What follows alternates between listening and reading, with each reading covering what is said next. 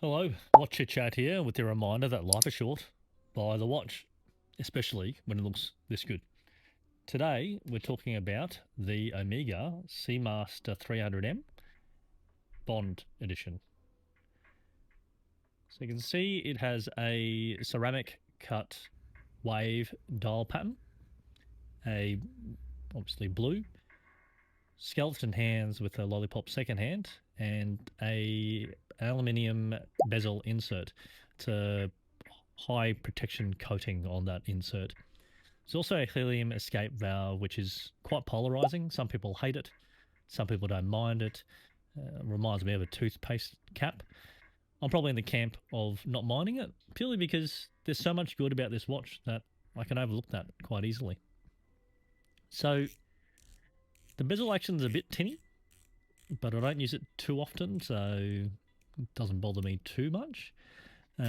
Just a caution with the No Time to Die edition, which is the one before this, titanium. I have heard and I have experienced it myself, bezel problems. So if you're going to buy that version of it, the titanium, just be mindful of the bezel. I was actually in the store checking it, and as I checked it, there was slack and I actually popped back the other way, and it's not supposed to be able to do that. So just be careful. And also, this is a second generation bracelet end here. So I believe the previous ones were a bit thinner. So just, I've heard that there's been some problems with that as well.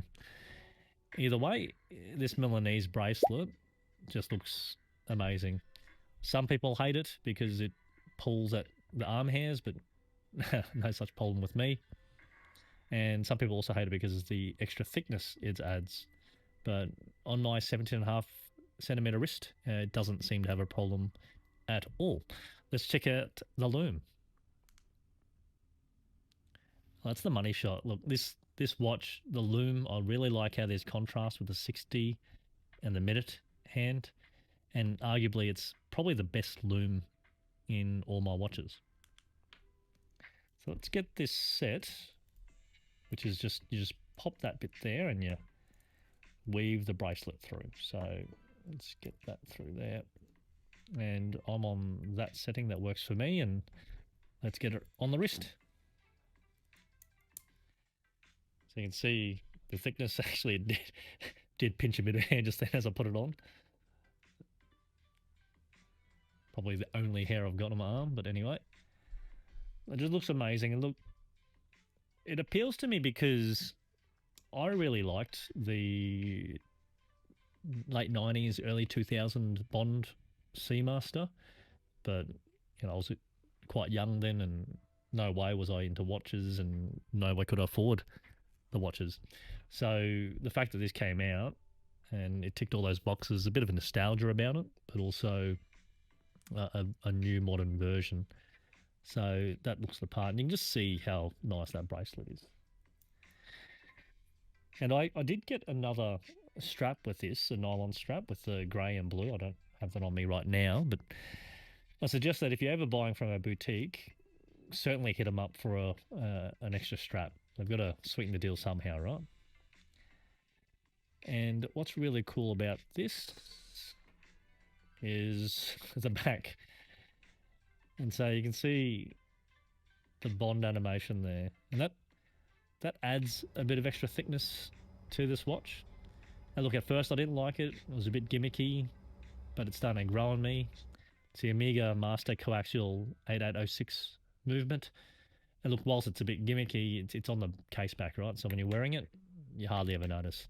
And that 60 Easter egg, it's quite subtle, unlike some of the other Bond watches, which can be quite distracting and just looks more like really expensive merch as opposed to a nice timepiece that happens to be affiliated with the Bond brand. So let's have a look at the box. So the box is a standard Omega black cardboard. I'll pull that off.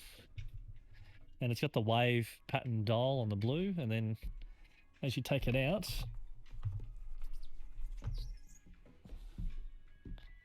it's got that Bond pattern, and you can see there's like fingerprints on it, but let's open that up, and there you see the 60th years of Bond with the PPK, There you go, you see the Amiga 007 reference. So there you go. That's a box, and look, I really like a cool Watchbox. I know that once you buy them and put them away, there's not much more to them, but well, still like that they put a little bit of effort in.